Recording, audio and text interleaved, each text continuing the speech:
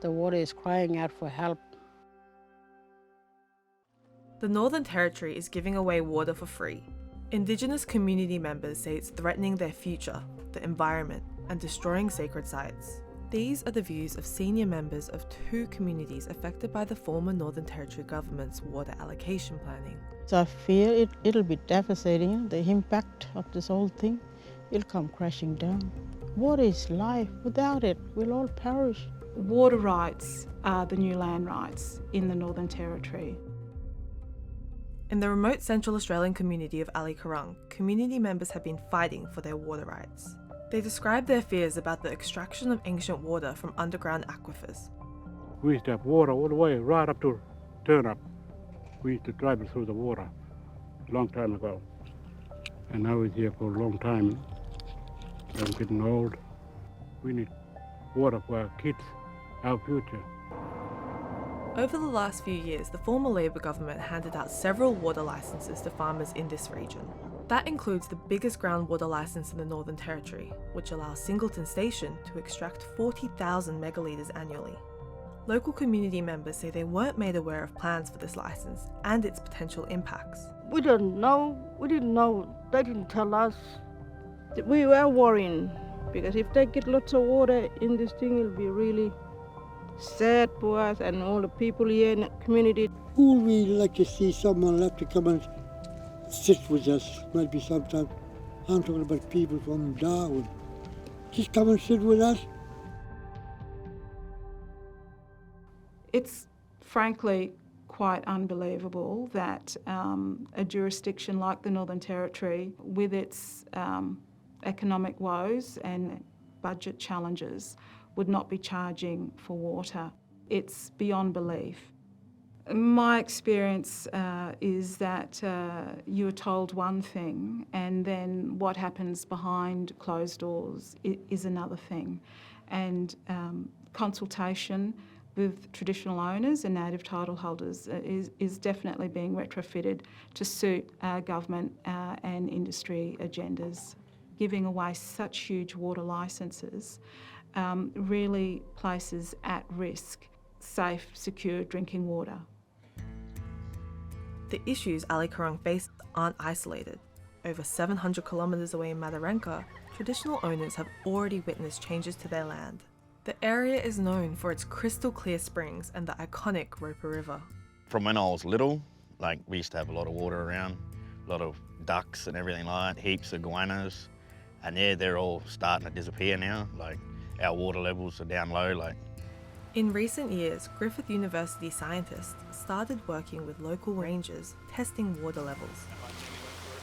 Beautiful. Yeah, we had a couple of people from Western Way to come and teach us how to test water. We can see it both ways. It's Western Way and our way. It's hurting us because we can see it both ways, and it's true. We've been here for thousands of years. We know the place.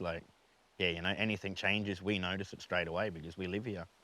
Yeah, we're on the ground all the time. Water changes, we know. Nobody's really come down to discuss it with us. We find out through other ways and that. Yeah, we just all got to come together and figure out something that, they're saying that they need the water to, to grow the place, economically, and but it's a tourist hub, look at this place. It's deadly fishing, swimming, the tourists love it. Just got to think of different avenues to, get the money going instead of, just killing the place with getting all the water out. Community members here in Mataranka say their concerns have been disregarded by government bodies, planning the management of groundwater in this region. We've had meetings with some people. We spoke to them about how and why water is sacred to us. It's sad, and they just keep ignoring us, or they just don't want to listen to us. I went to a couple of meetings and it was real hard. I didn't have a say so. The Northern Territory has an agenda and it's a development agenda at all costs, and in some instances this means ignoring the advice of traditional owners and native title holders. they are key stakeholders in terms of being landowners in the Northern Territory. They should be consulted in a serious way. Traditional owners say land clearing and agriculture is also having an impact on cultural health. Jocelyn says people from her community got sick when a sacred tree was cleared from a nearby farm. It was called whirlwind dreaming. It flew across from down below, across the plain. And they got all these trees down. When they got this one tree, that's make everybody sick. Water licenses in this area have also been approved. The water was a part of our culture, and it still is.